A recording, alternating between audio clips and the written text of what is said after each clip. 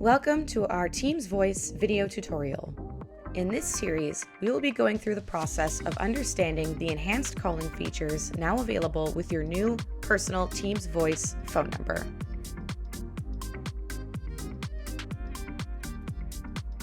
If you have an external audio device you wish to use for Teams Voice, such as headphones, microphones, earbuds, either wired or wireless, that they are connected using their cables or via Bluetooth, respectively.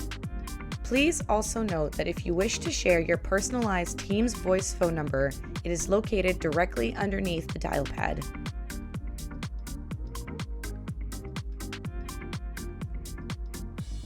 That concludes our Teams Voice video tutorial series.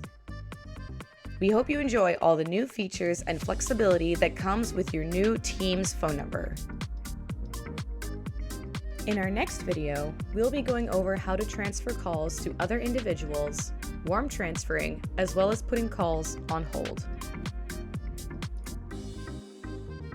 If you require further assistance with the platform, you can contact our support center via our helpline over the phone at 416-822-8888, our live chat on humber.ca/its, or any one of our TechZone locations on campus.